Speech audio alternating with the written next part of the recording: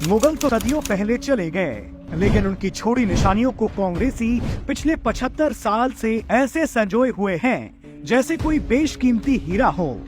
देश में अलग अलग जगह ऐसे सैकड़ों उदाहरण देखने को मिल जाएंगे, लेकिन यहाँ पर हम बात कर रहे हैं कृष्ण जन्म स्थान की, जिस पर 5 सदी से ज्यादा समय से औरंगजेबी शाही ईदगाह कब्जा जमाए बैठा है और इनका साथ दिया है कांग्रेस की गंदी राजनीति ने। इसी गलती को सुधारने के लिए इलाहाबाद हाईकोर्ट में केस चल रहा है और हाल ही में हाईकोर्ट ने श्री कृष्ण जन्मभूमि पर स्थित शाही ईदगाह के सर्वे के लिए मंजूरी दे दी है। ये तसल्ली करने के लिए कि क्या वाकई में ये शाही ईदगाह कटरा केशव देव मंदिर के ऊपर बना हुआ है या नहीं। इस अतिक्रमण की कहानी को अच्छी तरह समझने के लिए हमें सबसे पहले कुछ तथ्यों को समझना पड़ेगा। इस वीडियो को अंत तक जरूर देखिएगा, ये जानने के लिए कि नेहरू गांधी परिवार के किस शख्स की वजह से भगवान श्री कृष्ण की जन्मभूमि के लिए कोर्ट में केस लड़ना पड़ रहा है। आप सभी को पता है भगवान श्री कृष्ण का जन्म मथुरा में हुआ था, इसलिए मथुरा को श्री कृष्ण की जन्मभूमि कहा जाता है। लेकिन जिस मथुरा के क्षेत्र में उनका जन्म हुआ उसको कटरा केशव देव के नाम से जाना जाता है। इस शाही ईदगाह का निर्माण कृष्ण के वास्तविक जन्म स्थान से संबंधित 13.37 एकड़ भूमि के एक हिस्से पर अवैध रूप से किया गया है। इस बात का सबसे पहला ऐतिहासिक साक्ष्य लगभग 2000 साल पुराना है, जिसे ब्रिटिश काल के आर्कियोलॉजिस्ट और इतिहासकारों ने खोजा और रिकॉर्ड किया है, किसी हिंदू या वामपंथी इतिहासकारों ने नहीं। दशकों तक इस मंदिर का विध्वंस करने और फिर से निर्माण का सिलसिला चलता रहा। न विध्वंस करने वाले आतताइयों ने हार मानी और न ही श्री कृष्ण के भक्तों ने फिर से बनाने में। लेकिन आज हम इस कगार पर खड़े हैं कि मुगलों और अंग्रेजों के ना होने के बावजूद भी हमें कृष्ण जन्मभूमि का जीर्णोद्धार करने के लिए कोर्ट में जाकर लड़ाई लड़नी पड़ रही है। हिंदुओं का ये संघर्ष कहां से शुरू हुआ है वो आपको समझने की जरूरत है। साल 1018-19 के आसपास महमूद गजनी ने इस भव्य मंदिर पर हमला कर इसे तोड़ दिया। ये बात हम नहीं कह रहे, उसके खुद के इतिहासकारों ने ये बात लिखी है। गजनी के बाद शासन करने वाले राष्ट्रकूट शासकों ने इस मंदिर का पुनर्निर्माण कराया, लेकिन साल 1400-1500 के मध्य फिरोज शाह तुगलक और सिकंदर लोधी ने फिर मथुरा के कृष्ण मंदिर के साथ जैन, बौद्ध समेत कई मंदिरों को तोड़ा। लेकिन मध्य प्रदेश के राजा वीर सिंह बुंदेला ने साल 1618 में फिर एक बार उस समय 33 लाख रुपए की लागत में इतना भव्य मंदिर बनवाया कि जानकारों का कहना है कि उसकी चमक आगरा तक दिखती थी। उसकी भव्यता का वर्णन आज भी एक फ्रांसीसी व्यापारी और जौहरी जीन बैप्टिस्ट बर्नियर की किताब में है, जो यहाँ 1650 में भारत आया था। फिर साल 1669 में इस मंदिर की चमक मुगल बादशाह औरंगजेब को इतनी खलने लगी कि उसने फरमान जारी किया कि जाओ उस मंदिर को तोड़ो और उसकी मूर्ति आगरा के जहां आरा बेगम मस्जिद में रख दो, सीढ़ियों के नीचे, ताकि जब नमाज पढ़ने जाएं तो उसे कुचलते हुए जाएं। इस औरंगजेबी फरमान पर अगर किसी भी फैक्ट चेकर को जरा सा भी संदेह है तो आज भी बीकानेर के संग्रहालय में जाकर देख सकता है। असल में क्रूर औरंगजेब केशव देव मंदिर को सिर्फ विध्वंस करके खुश नहीं था, इसलिए उसने जानबूझकर घाव कर नमक छिड़कने के लिए ईदगाह का निर्माण करवाया। ये भूलना नहीं चाहिए कि कृष्ण के इस केशव देव मंदिर को तोड़वाने से बस 1-2 साल पहले औरंगजेब ने वाराणसी के काशी विश्वनाथ मंदिर को भी तोड़ा था। बेशर्मी देखिए कि कांग्रेस हमारे मंदिर को तोड़ने वाले इस आक्रमणकारी के नाम पर दिल्ली की सड़कों का नाम रखती थी और आज भी उसे हिंदुओं का हितैषी बताने की कोशिश करती है।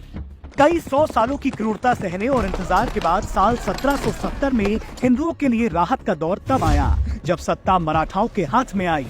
गोवर्धन युद्ध के बाद मराठों का इस भूमि पर नियंत्रण हो गया और मथुरा आगरा उनके अधीन आ गया।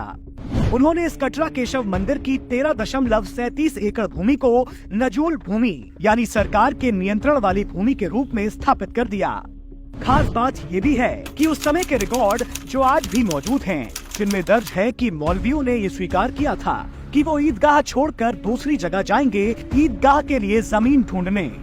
दुख की बात ये थी कि साल 1803 में मराठा अंग्रेजों के साथ युद्ध हार जाते हैं, लेकिन उसके बावजूद अंग्रेजों ने भी इस भूमि को नजूल की भूमि की तरह सरकारी रिकॉर्ड में रखा। उसके बाद 1815 में ईस्ट इंडिया कंपनी ने इस जमीन की नीलामी करी, जिसे बनारस के प्रसिद्ध राज परिवार से आने वाले राजा पटनीमल ने अंग्रेजों से जमीन खरीद ली। राजा पटनीमल और उनके परिवार के वंशजों के नाम ये जमीन ब्रिटिशर्स के रेवेन्यू और जुडिशियल रिकॉर्ड में दर्ज होता है। पटनीमल ने ये जमीन इसलिए खरीदी क्योंकि वो भगवान श्री कृष्ण का भव्य मंदिर बनवाना चाहते थे। यहाँ पर हमें एक महत्वपूर्ण बात याद रखने वाली है कि भले ही ईदगाह इस जमीन पर बना था, लेकिन 1 इंच भी जमीन पर उसका मालिकाना हक नहीं है, न ही रिकॉर्ड में है। फिर साल 1815 से 1947 के बीच शाही ईदगाह ट्रस्ट सीना जोरी दिखाते हुए अनेकों केस फाइल करती है, मथुरा कोर्ट में ये बोलकर कि कृष्ण जन्मभूमि की जमीन पर मालिकाना हक उनका है। यहाँ पर हमें एक बात जरूर याद रखनी चाहिए कि तब अंग्रेजों का राज था और कोर्ट में सारे जज अंग्रेज ही होते थे। सिर्फ आखिरी के कुछ साल में 1 या 2 भारतीय जज बने। हर एक केस में जांच पड़ताल के बाद सभी अंग्रेज जजों ने एक ही फैसला दिया कि ये जमीन राजा पटनीमल और उनके वंशजों की है। ईदगाह के पास जमीन के कोई सबूत नहीं है। एक बार तो ईदगाह ट्रस्ट ने ये तक केस फाइल कर दिया कि कटरा केशव देव क्यों बोला जा रहा है जमीन को, कटरा ईदगाह क्यों नहीं बोला जा रहा है। कोर्ट ने फिर ईदगाह ट्रस्ट से इस दावे पर सबूत पेश करने को कहा। तब इन लोगों ने कथित तौर पर कुछ फर्जी बिल्स और कागजात पेश किए, लेकिन इनका कोई दाव पेच काम नहीं आया और जमीन पटनीमल के वंशजों के पास ही रहती है। यहाँ तक कि जब अंग्रेजों को रेलवे लाइन बनानी थी, तब भी उन्होंने पटनीमल के वंशजों से खरीदी दी। इसका भी रिकॉर्ड है। बेशर्मी की हद देखिए कि अनेकों केस हारने के बावजूद साल 1920 में ईदगाह ट्रस्ट ने आजादी से केवल 27 साल पहले एक बार फिर मथुरा के दीवानी कोर्ट में जमीन के लिए केस फाइल कर दिया। यहाँ पर आपको ये बात याद रखनी है कि ये लोग पहले ही काफी केस हार चुके थे इस जमीन को लेकर। उसके बावजूद ये केस फाइल किया जो साल 1935 तक चला, यानी कि 15 साल तक। दीवानी कोर्ट में इन लोगों ने ये केस फाइल करते हुए ये दावा किया कि हिंदुओं ने हमारी जमीन पर अतिक्रमण किया है, मतलब उल्टा चोर कोतवाल को डांटे। याद रखिए, ये वो ही समय था जब अंग्रेज भारत में हिंदू मुस्लिम के बीच नफरत की चिंगारी डाल चुके थे। मुस्लिम लीग का मुद्दा पहले से चल ही रहा था, शायद इसलिए इनके नापाक इरादे बुलंद हो गए। लेकिन साल 1935 में केस की सुनवाई करते हुए इलाहाबाद हाईकोर्ट ने उस भूमि पर राजा पटनीमल के वंशजों के स्वामित्व को बरकरार रखा और तो और ये भी कहा कि केशव देव मंदिर की जमीन के ऊपर ईदगाह बना है। फिर साल 1944 आते आते राजा पटनीमल के वंशजों की माली हालत खराब हो गई।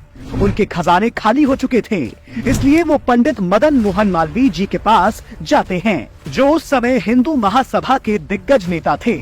उन्होंने मदन मोहन मालवीय को ये जमीन ये कहते हुए सौंपी कि राजा पटनीमल का सपना पूरा हो और इस जमीन पर कृष्ण भगवान का एक भव्य मंदिर बने।